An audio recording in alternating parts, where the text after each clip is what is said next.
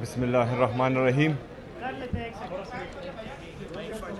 ایاک نعبد و ایاک نستعین۔ سب سے پہلے میں تحریک تحفظ آئین پاکستان کو مبارکباد اور خراج تحسین دونوں پیش کرتا ہوں۔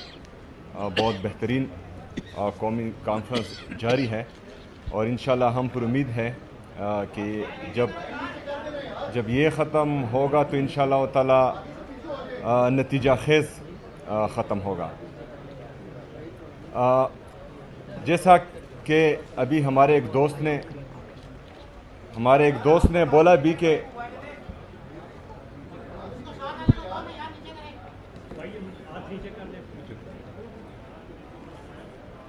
پیچھے کیمرے تھوڑا سا نیچے ٹھیک ہے،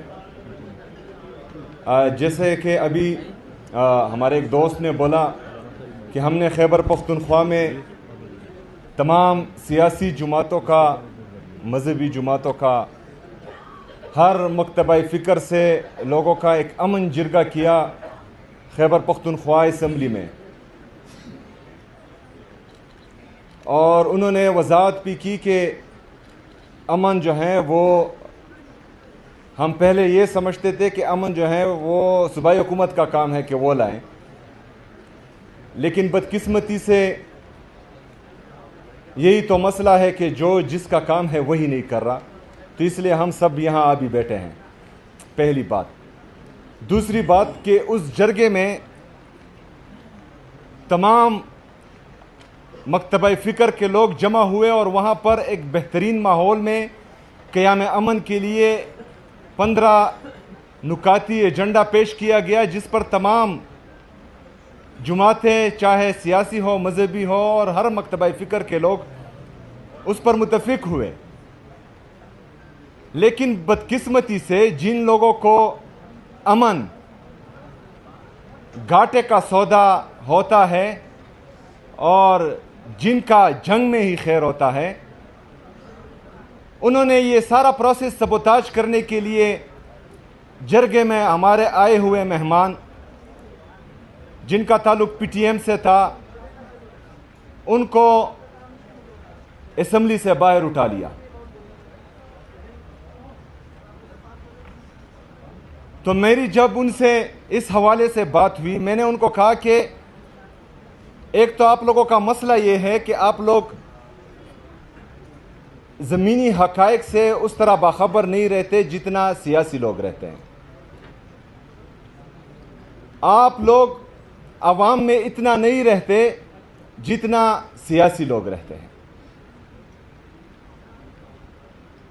تو آپ یہ چیزیں نہیں سمجھتے اتنی جتنی ہم سمجھتے ہیں، اور اس کے ساتھ ساتھ جب آپ سمجھتے نہیں ہیں اور اگر کسی کے کہنے پر آپ لوگوں کو اٹھاتے ہیں، تو جو آپ کے ایڈوائزرز ہیں وہ بھی انتہائی بیوقوف اور نالائق ہیں،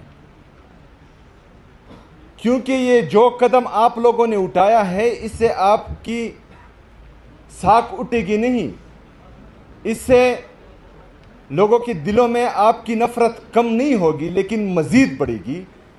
اور اس کا نتیجہ ہم نے دیکھا کہ پشاور یونیورسٹی کیمپس میں 78 سال میں پہلی دفعہ جو ہے ہمارے ادارے کے خلاف نعرے بازی ہوئی، اور یہ ان کی یہ ایک بیوقوفانہ حرکت کی وجہ سے جو انہوں نے جرگے کے بعد کی۔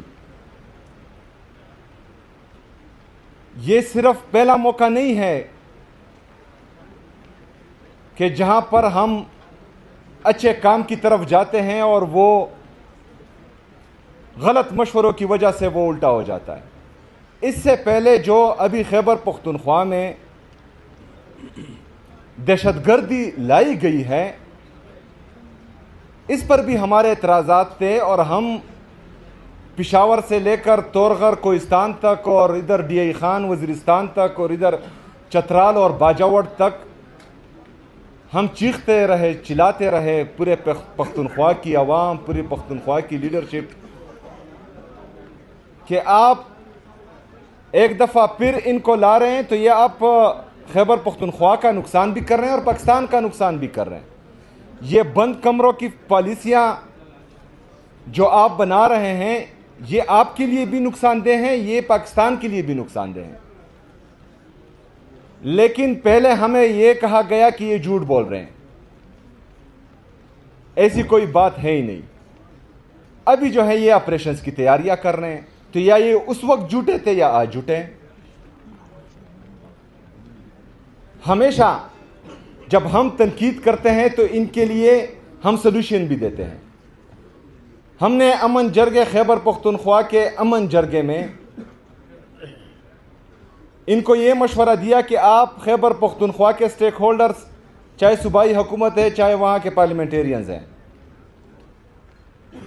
جو ہمارے قومی مشران ہیں, ہمارے قبائلی علاقوں کے مشران ہیں, ہمارے عمائدین ہیں, ان سب کو بلائیں, ان سب کو بٹھائیں, ان سب سے مشورہ کریں, اور جب آپ کلیکٹیو وزڈم سے کوئی قدم اٹھائیں گے تو یہ نتیجہ خیز ہوں گے. اس سے پہلے جتنے بھی 78 سال میں آپ نے جو فیصلہ کیا ہے اس سے ہمیں نقصان ہی ہوا ہے. ابھی ریسنٹلی ریجیم چینج آپریشن ہوا, یہ بتایا گیا کہ پہلے دن ہے جو ہے وہ پتہ نہیں کون سا انقلاب آ گیا, اسٹاک ایکسچینج بھی اوپر گیا, اکانومی بھی بہتر ہوئی, جی ڈی پی بھی گروتھ کر گیا. ابھی آج 3 سال کے بعد ہمارا جی ڈی پی جو ہے وہ 2.6 اور 3% کے درمیان جو ہے اوپر نیچے ہو رہا ہے. ہمارا 3 سال کا جو انفلیشن ہے وہ 50% سے 55% کے درمیان چل رہا ہے. دن بدن مہنگائی ہوتی جا رہی ہے, لوگوں کی پرچیزنگ پاور بالکل ختم ہو چکی ہے. ان امپلائمنٹ اتنی ہے کہ اگر آج یہ اعلان کرے کہ جو پاکستان چھوڑ کر جانا چاہ رہا ہے وہ آئے, تو 2 کروڑ سے زیادہ لوگ جو ہیں یہاں پر ایمبیسی کے باہر کھڑے ہوں گے. یہ آپ کی غلط پالیسیاں ہیں. لندن میں بیٹھ کر اگر آپ بند کمروں میں ریجیم چینج آپریشن کا فیصلہ کریں گے تو آپ کی معیشت کا یہ حال ہوگا, آپ کے صوبوں کا یہ حال ہوگا, اور پھر اوپر سے ایسے لوگ بٹھا دیں جو ایک صوبے کے ساتھ مسلسل امتیازی سلوک کر رہے ہیں. مطلب ہمارا ایئر فورس کا جہاز ایک وزیر اعلیٰ کو ایک صوبے سے دوسرے صوبے تک اور ملک سے باہر لے کر جا رہا ہے, اور دوسرے صوبے کا وزیر اعلیٰ وہ اس کا پاسپورٹ سٹاپ لسٹ میں ہے. ایک صوبے کو تمام تر وسائل دیے جا رہے ہیں, اور آئی ایم ایف یہ رپورٹ کر رہا ہے کہ 5,300 ارب روپے کی کرپشن ہوئی ہے اور پاکستانی عوام کے حق پر ڈاکہ ڈالا گیا ہے. اس پر تو چپ. یہ آج میں نے آپ سب کے لیے تمام دوستوں کے ساتھ خیبر پختونخوا کے جتنے بقایا جات ہیں وفاقی حکومت پر یہ آپ کے سامنے ہیں. یہ 4,758 ارب روپے یہ میں نے تمام دوستوں کے لیے آج ثبوت لائے ہیں. یہ ہمارا وفاق پر واجب الادا ہے. 5,300 ارب کرپشن جو رپورٹڈ ہے آئی ایم ایف کی رپورٹ میں وہ کر رہے ہیں, لیکن ہمیں جو ہے ہمارا حق نہیں دیا جا رہا. ایک تو حق نہیں دیا جا رہا, دوسرا خیبر پختونخوا کا وزیر اعلیٰ صرف اپنی لیڈر سے ملنا چاہتا ہے, وہ 10 دفعہ اڈیالہ جیل جاتا ہے, اس کو ملنے نہیں دیا جاتا, اور باہر جو ہے سڑک پر پوری رات گزارتا ہے. یہ کہاں کی جمہوریت ہے؟ یہ کہاں کی انسانیت ہے؟ یہ کہاں کی سیاست ہے؟ اس کے ساتھ ساتھ خود ہی پریس کانفرنس کرنے بھی آ جاتے ہیں کہ ہمارا لیڈر, ہمارا قائد جناب عمران خان صاحب کہتے ہیں یہ نیشنل سیکیورٹی رسک ہے. او بے وقوفوں, یہ نیشنل سیکیورٹی رسک نہیں ہے, یہ آپ کی نیشنل سیکیورٹی کی ضمانت ہے عمران خان صاحب. یہ آپ کی نیشنل انٹیگریٹی کی ضمانت ہے, یہ آپ کی پولیٹیکل اور اکنامک سٹیبلٹی کی ضمانت ہے. آپ کیوں نہیں سمجھ رہے کہ پاکستانی قوم اگر آپ سے نالاں ہے اور آپ سے نفرت کرتی ہے تو صرف ایک ریجیم چینج آپریشن کے بعد اپنا گراف دیکھیں, اس لیڈر کے لیے لوگوں کی محبت دیکھیں دل میں. 8 فروری کا رزلٹ جو آپ لوگوں نے چینج کیا ہے اور کسی اور کے کھاتے میں ڈال دیا ہے, پتہ تو ہے نا, معلوم تو ہے کہ آپ لوگوں نے کیا کیا ہے. ذرا وہ رزلٹ دیکھیں کہ لوگوں کی پلس کیا کہتی ہے, لوگ چاہتے کیا ہیں. اس طرح کے فیصلوں سے پاکستان اگر پہلے آپ لوگ کرتے تھے تو وہ سوشل میڈیا کا دور نہیں تھا، آج سوشل میڈیا کا دور ہے۔ ہمارے کاشف عباسی صاحب نے باتیں کی صحافیوں پر پابندیوں کے اور ہمارے میڈیا چینلز پر پابندیوں کی۔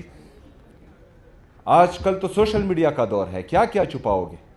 اور پاکستان کی سب سے بڑی اسٹیبلشمنٹ آج کل پاکستان کا سوشل میڈیا ہے، جو پوری دنیا کو حقیقت دکھا رہا ہے، آپ لوگوں کا اصل چہرہ دکھا رہا ہے۔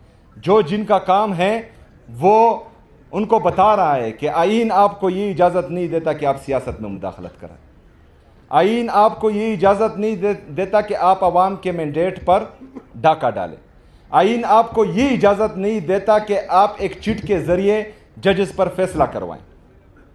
اچھا، عدالتیں، ہمارے ججز اتنے بے بس کہ وہ خود ہی لیٹر کر رہے ہیں کہ ہمارے فیصلوں میں مداخلت ہو رہی ہے، لیکن شرم اور حیا کسی میں ہے ہی نہیں۔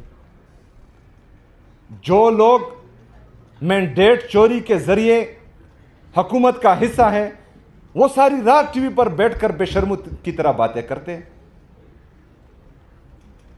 مطلب مجھے تو سمجھ نہیں آتی کہ یہ شرم، حیا، عزت، غیرت انہوں نے الماری میں بند کر رکھی ہے کہ پتہ نہیں کہاں پر رکھی ہے، اور تالے بھی لگائے ہوئے ہیں کہ جس طرح کا وہ جھوٹ بولتے ہیں لوگ جو ہیں دیکھ نہیں سکتے اب ان کے چہرے۔ لیکن اس طرح یہ ملک چلے گا نہیں۔ ٹھیک ہے، آپ اپنی انا بغض میں ایک آدمی کو تو وہ جیل میں بٹھایا ہوا ہے ناحق، اس کی اہلیہ بشرا بی بی کو بٹھایا ہوا ہے ناحق جیل میں، ان کی بہنوں پر آپ تشدد تو کر رہے ہیں، ان کے کارکنوں پر آپ جو ہیں وہ لاٹھی چارج کر رہے ہیں، گولیاں چلا رہے ہیں، چادر چار دیواری کی پامالی مسلسل کر رہے ہیں، لیکن اس سے آپ لوگوں کے دل جو ہیں وہ اپنی طرف موڑ نہیں پائیں گے۔ یہ آپ پاکستان کو مزید خراب کریں گے، اس سے جو ہیں ادارے مزید کمزور ہوں گے، اس سے لوگوں کے دلوں میں اداروں کے لیے نفرت مزید بڑھے گی، اور اس سے جو آپ پاکستان کی معیشت کا بیڑا غرق کر رہے ہیں، جس پر میں نے کل بھی بات کی کہ ہم 80,000 ارب روپے کے مقروض ہو چکے ہیں آج، جس میں 36,000 ارب روپے ہمارا بیرونی قرضہ ہے جو ہمارے ڈالر کے ریٹ کے ساتھ منسلک ہے۔ ہمارا ڈالر کا ریٹ فارن ریزرو کے ساتھ منسلک ہے۔